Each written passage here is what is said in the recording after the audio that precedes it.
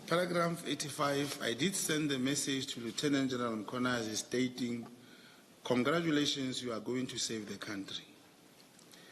I knew a press conference was going to be held by Lieutenant General Mkhwanazi before it happened.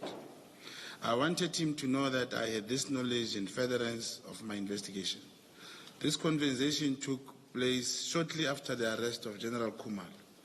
I was under the impression that General Mkhwanazi was going to have a very positive press conference, and therefore I wrote the message as aforesaid.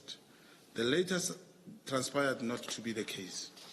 My message sent on 4 July 2025, congratulating General Mkhwanazi that he's going to save the country, clearly further caught his attention and he deemed it necessary to respond thereto. I did direct the communication to General Mkhwanazi requesting him to intervene. This was not out of genuine concern about the situation that was unfolding regarding warrants of arrest that were procured. This was, in my view, as a knee-jerk reaction to the arrest of General Khumalo, to arrest certain other high-ranking police officials, including General Masemola. I wanted to know how Lieutenant General Mkhwanazi was going to react. I further also wanted to know what his next step would be. I contemplated genuinely possibility that he might resign from his position during the press conference that was going on.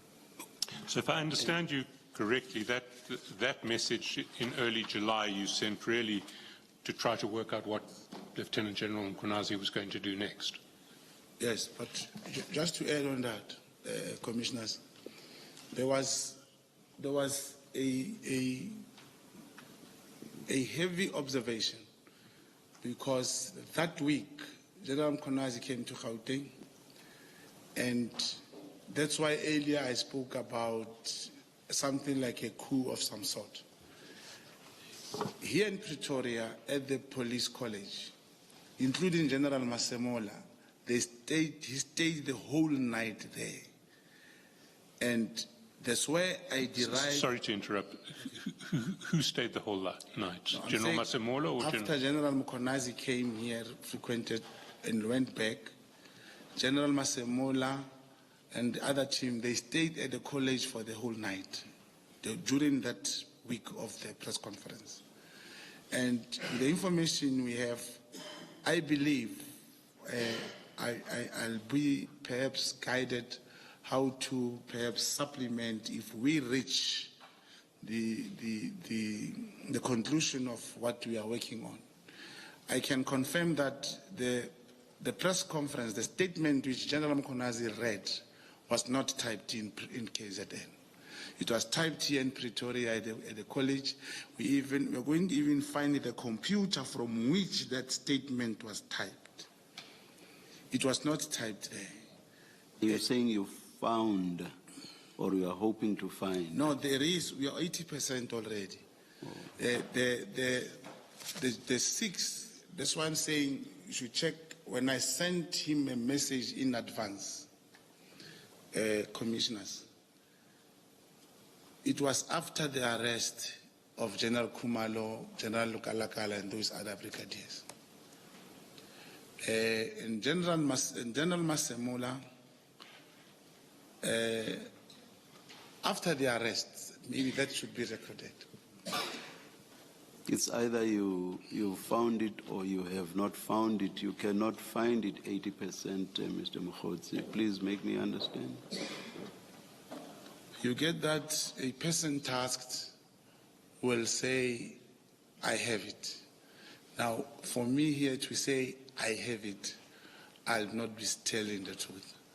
I hope if he's watching, he'll just call me and say, hey, I have it. But from the person, for 4 days, we placed the network to monitor the movement before this press conference. And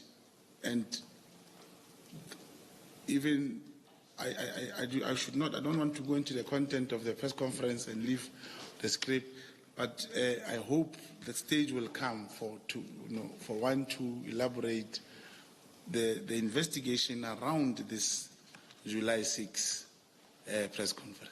You say that you contemplated the genuine possibility that General Mkhwanazi might announce his resignation at the press briefing. Yes, yes. Why did you contemplate that? You see, the arrest of General Khumalo was a breaking point. It almost changed the South African police service. Everything changed. That's why we are here.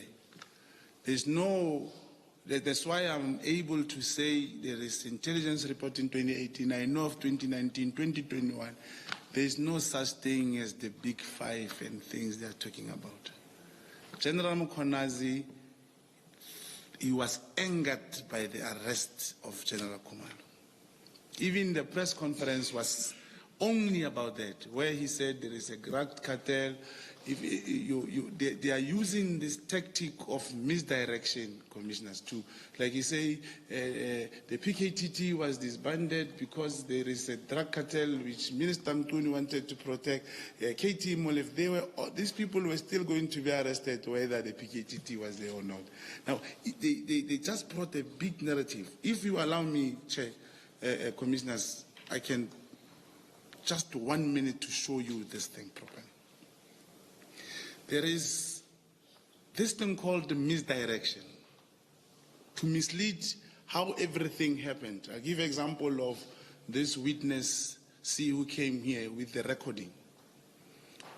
He came with the recording, they say, Brown Mogotsi had 500,000 for him and Senzo Mtunu, and then again he came with, Kat says, on the recording, I gave Sibia 2 million plus 1 million per month, and I know, the witness, I think I know him. He's having a rank in the South African Police Service.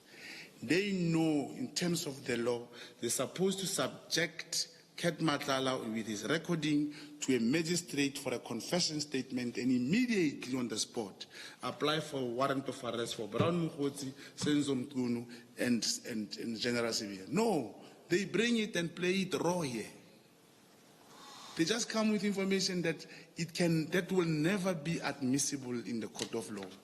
To say we gave him 500,000, and then on the recording they asked Kat, was it cash or what? He said no, he was in Cape Town. I sent it. They don't immediately ask from the records, show us the balance or the proof of 500,000. It's a similar thing, Commissioner, with when General Mkhwanazi was speaking in that press conference. Check this thing that he raised. He spoke about the magistrate who imposed a bail condition against the Crime Intelligence General.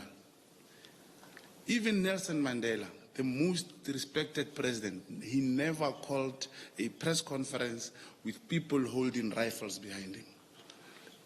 And General Mkhwanazi speaking about that magistrate, I can assure you, is either he recused, he'll even resign that magistrate. To say, how can he impose a bail condition like that? Whereas he knows they could just apply for the relaxation of bail condition and life goes on. But he was able to threaten that magistrate. He did not even worry during his statement, commissioners, that it was Fadil Adams in Cape Town who opened a case against General Lushaba, the one I spoke about with the housebreaking and stuff, and other cases. What happened in the Cape Town, the matters could not be investigated. It's written on my statement. It is a practice across the country. PKTT and this police mafia cartel, this group of policemen, they don't want to be accountable. When the case could not be opened in Cape Town, he came to Soweto again. And the matter could not be investigated. He requested the IDEC, and IDEC confirmed during the ad hoc that it was a Section 27 referral. But Becky Tele came to Parliament and said, no, it was Nkabinde who wrote the letter.